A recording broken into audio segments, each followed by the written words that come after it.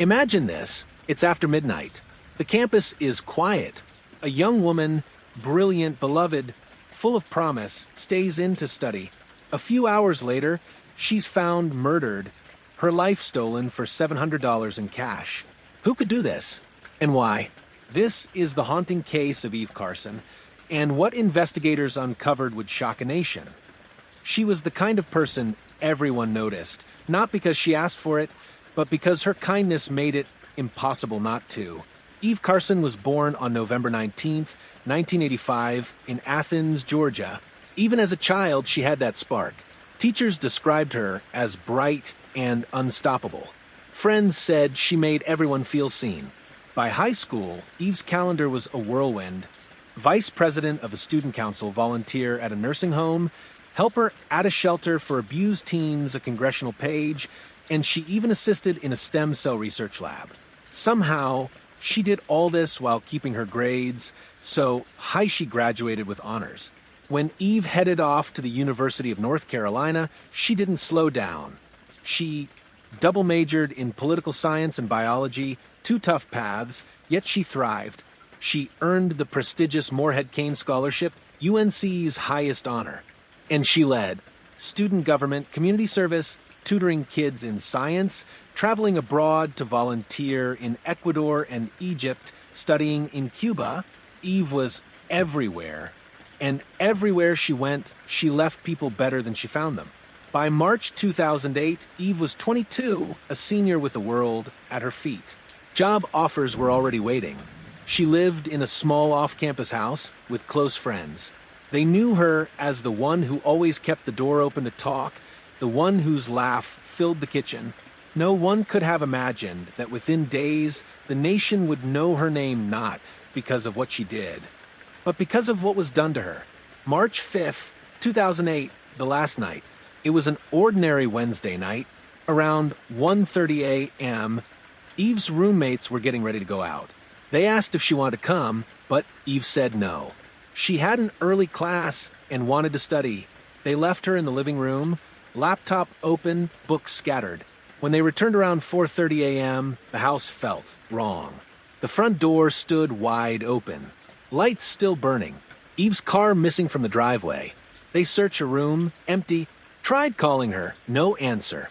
Maybe she'd stepped out, they thought. Maybe she'd meet them back at the house. But morning came. Still no Eve. That's when one of her friends did what no friend ever wants to do. Went to the police to report her missing. Discovery. At the station, Eve's friend barely had time to explain before detectives delivered chilling news. A young woman had been found dead around 5 a.m., just an hour after Eve was last seen. They showed her a photograph. The friend broke down. It was Eve. She had been shot multiple times. No ID, no phone, no purse. Nothing but the nightmare left behind. What could have happened in those lost hours? Who could do this to someone like Eve? Early clues. Detectives started to piece together a timeline.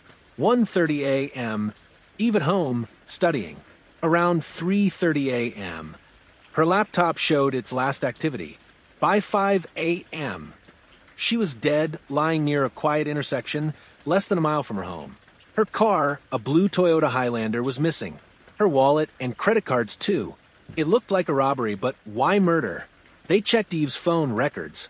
The last ping came from a cell tower on the outskirts of town. But her phone was never recovered. The campus reaction. News spread fast. Within hours, the University of North Carolina campus was reeling. Eve wasn't just a student. She was the student, president of a student body, volunteer, mentor, friend. Hundreds gathered on campus lawns in shock and grief. Fear followed. If Eve Carson wasn't safe, who was? Students flooded the police with tips, any face, any car, any rumor. But nothing led anywhere. The ATM footage. Then came the first real break.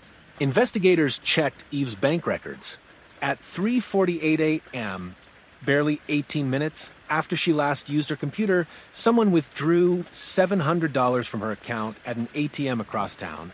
2 quick transactions, back to back, then an attempt to take more. Denied. Daily limit reached. Police rushed to get the security footage. And there was Eve's car parked at the ATM. A man behind the wheel, baseball cap pulled low, using her card, and in the back seat, a shape that looked like a person. Could it be Eve still alive at that moment? The footage was grainy. No way to get a clear face. But it was enough to prove this wasn't random. Someone had forced Eve to drive them across town. The question was, who? A second suspect. 2 days later, another attempted withdrawal hit Eve's card. This time at a convenience store ATM around 12:30 a.m., police raced to pull the footage. A different man. Same card. Same crime. Now detectives believed what they feared. At least 2 people were involved. They released both images to the media, hoping someone would recognize them. Tips flooded in, but again, no hard leads. The case was still in darkness. Pausing here, next part continues with identifying suspects, arrests, confessions, and the chilling details of that night. The break in the case. Days stretched into a week. Detectives felt the pressure. A beloved student leader murdered in cold blood and no arrests. Then, on March 12th, the call came in.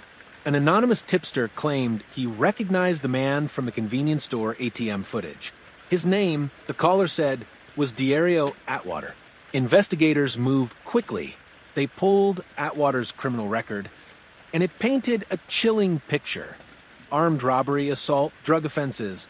He'd spent time behind bars, released early more than once. But Diario wasn't alone. Digging into his phone records and known associates led detectives to a 17-year-old named Lawrence Lovett. Lovett, despite being barely out of childhood himself, had a rap sheet too, breaking and entering car theft, probation violations. Detectives compared mugshots of Lovett to the ATM footage. The resemblance was immediate and clear. It was him, the driver in the first video. Now police believed they had the 2 men who'd ended Eve's life. The arrests. On March 13th, police surrounded Diario Atwater's home. He denied everything, insisted he didn't know Eve Carson, had nothing to do with her murder. But the surveillance footage told a different story. Later that day, detectives moved to arrest Lawrence Lovett. He refused to come quietly, barricaded himself inside his house. So what was called? The standoff ended quickly. Lovett was taken into custody. Neither would confess. Neither seemed ready to break the silence. But detectives weren't stopping. They traced cell phone pings showing that on the night of the murder, both suspects' phones were near Eve's neighborhood, even though neither lived nearby. Piece by piece, the picture of that night was coming into focus. What really happened? Detectives and prosecutors began to piece together what they believed happened in the early morning hours of March 5, 2008. Lovett and Atwater were out looking for quick money. They saw Eve's car parked outside her house, lights still on inside. They decided she'd be an easy target. They forced their way into her home, confronted her, demanded her bank cards and PIN. Then they forced her into her own car. She must have begged them to leave, to let her go, to take what they wanted and disappear. But they didn't. Instead, they drove across town, hitting ATMs, pulling out what cash they could. Eve, still alive in the back seat, terrified, hoping maybe if she cooperated, she'd survive. By 3:48 a.m., they'd gotten $700, the maximum they could withdraw. But it wasn't enough, and Eve had seen their faces. They made one last stop, a quiet neighborhood a mile from campus, and there, with dawn about to break, they shot her multiple times. She died on the asphalt, alone, the same way she'd been stolen from her home. The chilling detail. When Atwater eventually confessed, in exchange for prosecutors removing the death penalty, he described something that still haunts anyone who hears it. In the last moments of her life, Eve asked her killers to pray with her. They refused. Instead, they opened fire. And just like that, someone who had spent every moment trying to help others was gone because 2 men wanted less than $1,000. The courtroom. In April 2010, Diario Atwater pleaded guilty to kidnapping, robbery, and first-degree murder. The plea spared him the death penalty. The judge sentenced him to life in prison without parole, plus 30 more years. Before he left the courtroom, Atwater turned to Eve's parents. He apologized, said he deserved whatever punishment came. For Eve's family, it could never be enough. But it was something. Lovett's trial. Lawrence Lovett, who was only 17 at the time of the murder, refused to plead guilty. His trial began in December 2011. Prosecutors laid out the evidence: the ATM footage, cell phone pings, Atwater's confession. Lovett's defense tried to claim he wasn't involved, that Atwater acted alone. But the jury wasn't convinced. They found him guilty of first-degree murder and sentenced him to life in prison. But the story didn't end there. In 2012, the U.S. Supreme Court ruled that automatic life without parole sentences for juvenile offenders were unconstitutional. Lovett appealed.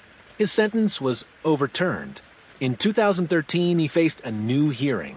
Lovett spoke, telling the court everyone makes mistakes, that he wasn't the monster people thought. But he showed no real remorse. The judge resentenced him to life in prison. He'll likely never walk free again. Another possible crime. While investigating Eve's murder, detectives looked into another case. In January 2008, just months before Eve's death, a Duke University graduate student named Abhijit Mahato was shot and killed in his apartment. His bank card was later used at an ATM. Lovett was considered a suspect, but prosecutors couldn't find enough evidence to charge him. 2 senseless crimes, 2 lives full of promise, ended, and no final justice in the second case. The impact: Eve Carson's murder shook North Carolina and the entire country.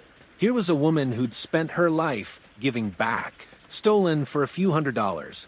But even in tragedy, change came. In the summer of 2008, North Carolina lawmakers passed a bill increasing penalties for gang-related crimes, a direct response to Eve's case. UNC built a memorial garden on campus.